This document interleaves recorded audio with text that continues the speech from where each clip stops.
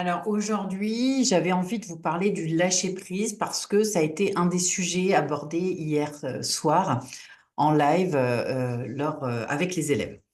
Ça a été assez intéressant de voir les ressentis divers et variés, mais aussi les expériences et comment chacun finalement avait aussi sa propre définition du lâcher-prise. Souvent, d'ailleurs, et le lâcher-prise est un mot qui n'est pas tellement aimé. Il y avait très peu de personnes qui aimaient ce mot, enfin ce mot, ce double mot, on va dire, peut-être parce que il est un peu vécu comme une injonction. Donc, j'ai voulu vous faire aujourd'hui, j'ai voulu faire partager le groupe en entier d'un petit peu cette réflexion et ce que moi j'ai souhaité amener aussi dans le groupe auprès des élèves qui sont en formation. Donc pour moi, le lâcher-prise, je le vois plutôt comme une démarche d'accueil. Et je vais vous expliquer pourquoi, et non comme une injonction. Parce que effectivement, aujourd'hui, dès qu'on commence à dire quelque chose ou à exprimer une émotion, souvent la réponse est ah, écoute, allez, vas-y, lâche prise, quoi. Ben oui, lâcher prise, ok, mais c'est pas si simple que ça. On a l'impression que quand on nous dit ça, enfin quand des personnes ont dit faut lâcher prise, bah, c'est un peu la formule magique. C'est comme si ça devait être une évidence. Sauf que moi en séance, c'est pas du tout ce que je rencontre. À chaque fois j'ai des patients qui me disent toujours euh, il faut que je lâche prise. On m'a dit qu'il fallait que je lâche prise, mais je ne sais pas comment faire. Bah oui, parce que c'est là toute la question. C'est comment lâcher prise. Donc, ça revient comme une injection sociétale qui, au final, peut entraîner une autre émotion qui va être la culpabilité. Eh bien, en fait, j'arrive pas à lâcher prise. Je me sens coupable de ne pas réussir à lâcher prise. Je devrais prendre du recul, mais j'y arrive pas. Je devrais penser à autre chose, mais j'y arrive pas. Les ruminations, elles sont là. Si par exemple j'ai eu un conflit avec quelqu'un, bah, je me refais l'histoire pendant 3 jours, par exemple. Ça, c'est ce qu'on entend quand même régulièrement. C'est une véritable souffrance parce que déjà, d'une part, comme je vous l'ai dit, ça culpabilise la personne, mais en plus, elle a, euh, elle a la sensation de ne pas régler son problème et puis elle se sent, ouais, c'est quand même pas très cool. Donc, pour moi, le lâcher-prise, si on garde ce mot, parce qu'on pourrait remplacer par laisser vivre, hein, laisser vivre, se laisser traverser par une émotion, se laisser traverser par une sensation.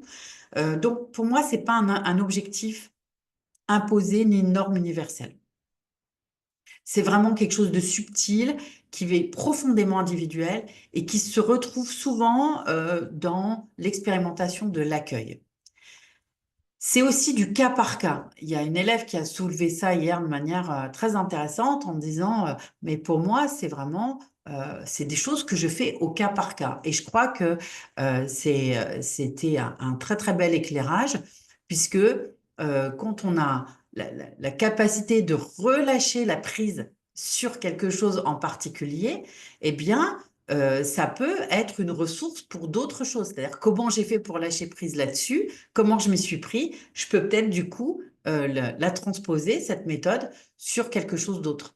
Donc, sur quoi on peut devoir lâcher prise? Ben, ça peut être une pensée obsédante, ça peut être une émotion envahissante, ou ça peut être aussi une attente qui serait complètement irréaliste par rapport à soi ou par rapport à quelqu'un d'autre. Et chaque personne vraiment a son histoire et elle va avoir ses propres résistances, ses propres attachements aussi, hein, bien entendu. L'accompagnement, il doit être adapté à chaque individu et à chaque contexte, à chaque moment. C'est-à-dire que quand une personne nous dit être attachée à une pensée obsédante, par exemple, on ne peut pas simplement lui dire il faut lâcher prise. C'est justement pour ça qu'elle vient. Elle vient pour qu'on l'aide à lâcher prise sur quelque chose où on pourrait dire à prendre du recul. J'avais une patiente une fois qui m'avait dit, j'avais beaucoup aimé cette phrase, oui, bah, vu de la Lune, c'est sûr que c'est différent. Alors, j'avais trouvé cette phrase très intéressante et c'est d'ailleurs une petite métaphore que je réutilise très souvent. Vue de la Lune. Donc, nous, en tant qu'accompagnants, notre rôle, il n'est pas d'imposer l'idée du lâcher-prise, mais de guider nos clients ou nos patients à explorer ce à quoi ils tiennent vraiment de manière très, très importante. Pourquoi ils font ça? Bah parce que c'est important, c'est des stratégies qui sont mises en place, c'est souvent des stratégies aussi de protection. Donc, pour moi, en tous les cas, de mon point de vue et de ce que j'ai appris au cours de mes différentes formations et de ce que j'utilise en séance, c'est de revenir au corps. Le corps, c'est vraiment le point de départ du lâcher-prise. À partir du moment où on réoriente vers le corps, parce que les émotions ne sont que la traduction d'une sensation dans le corps. Je vais redire, les émotions ne sont que la traduction d'une sensation dans le corps. C'est-à-dire que l'émotion, c'est déjà dans la tête, c'est déjà une interprétation du cerveau qui commence à dire, voilà, il se passe ça dans le corps, donc ça se relie à telle émotion. Et c'est comme ça qu'on ressent des émotions. Comme je dis souvent, là vous pouvez être d'accord avec moi ou pas du tout, on ne gère pas ses émotions, c'est complètement illusoire. On ne peut faire qu'accueillir ses sensations. Donc les sensations, elles sont dans le corps et ensuite il y a une construction mentale qui se fait dans la tête et qui va donc déclencher des émotions. Ce sont vraiment des interprétations. Et elles sont biaisées, bien sûr, ces interprétations, parce qu'elles sont en lien avec tout notre passé. On appelle ça des schémas cognitifs. C'est en lien avec nos croyances limitantes aussi d'ailleurs, nos conditionnements, hein, la manière dont on a été élevé, les valeurs auxquelles on nous a, les valeurs qu'on nous a inculquées. Combien de fois on va voir qu'en séance, les valeurs prennent une place et vont permettre des stratégies qui vont empêcher de lâcher prise. Voilà, lorsque, par exemple, la peur se manifeste, il est souvent plus difficile d'explorer la sensation de contraction dans la poitrine que d'aller dans le mental explorer la peur. Donc, le point de départ, c'est le corps. Où est-ce que va se trouver la peur dans le corps? Et c'est là où on va vraiment accompagner notre client dans l'exploration de cette sensation. Comment on va donner toute la place à cette sensation? Si ici, par exemple, ou ça peut être dans le ventre ou n'importe, j'ai une pression très importante, c'est à ça qu'on va donner de l'importance pour aider la personne justement à lâcher prise. Alors ensuite, on va accueillir cette sensation. On peut utiliser différents outils. Moi, j'utilise souvent ce qu'on appelle l'hypnose du présent, mais on peut utiliser une simple respiration. Comment venir accueillir cette sensation par le biais de la respiration. On peut utiliser en EMDR des mouvements alternatifs. On peut explorer aussi, ce que j'aime beaucoup aussi, c'est la dualité, hein, des deux parties qui s'opposent, qui peuvent aussi créer des résistances importantes et des tensions importantes. On peut utiliser aussi des outils plus en lien avec la gestion du stress, hein, la cohérence cardiaque, les body scans et compagnie. En thérapie, on va aller plutôt chercher, quoique non, tout est possible finalement. Donc voilà, le lâcher prise, c'est pas intellectuel en fait. Ça doit pas être compris de cette manière-là. C'est vraiment du point de vue du vécu et de l'expérience. C'est pourquoi chaque séance, à chaque fois que vous allez accompagner une personne à lâcher prise dans l'instant présent, dans le moment présent, d'une sensation qu'elle ressent dans son corps, vous allez aussi lui permettre de s'autonomiser. Et ça, franchement, l'autonomie, je le dis souvent, mais c'est le meilleur cadeau qu'on puisse faire à une personne. Voilà, sinon, eh bien, pour terminer, voilà, aider une personne à lâcher prise, c'est pouvoir aller avec elle. Alors, aller avec elle, hein, tout est relatif. En tous les cas, l'accompagner dans l'exploration des sensations de son corps et ne pas lui demander de tout lâcher. Euh, Juste une petite anecdote, je me souviens une fois avoir été suivie par une psychologue.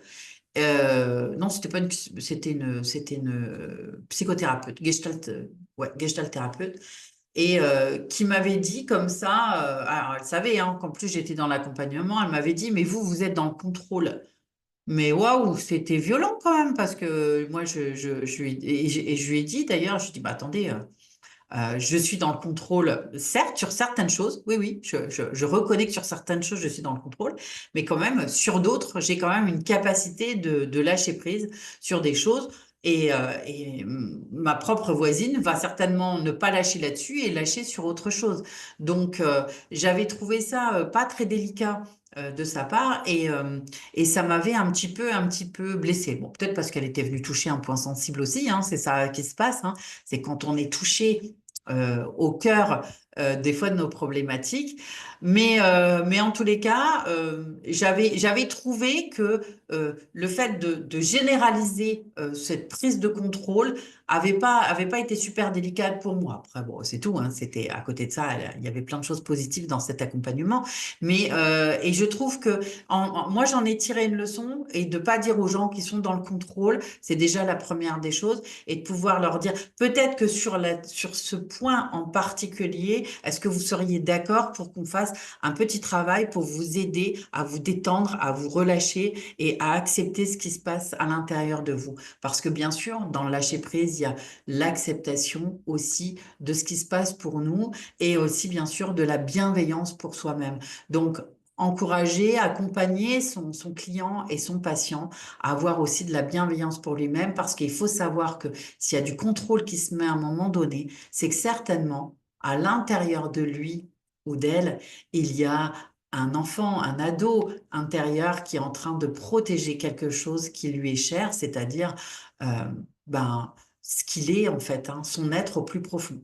Donc, ben voilà, on peut lâcher, on peut lâcher, on peut relâcher surtout, sans perdre et on n'a pas besoin de se défaire de tout, on n'a pas besoin de changer de tout au tout.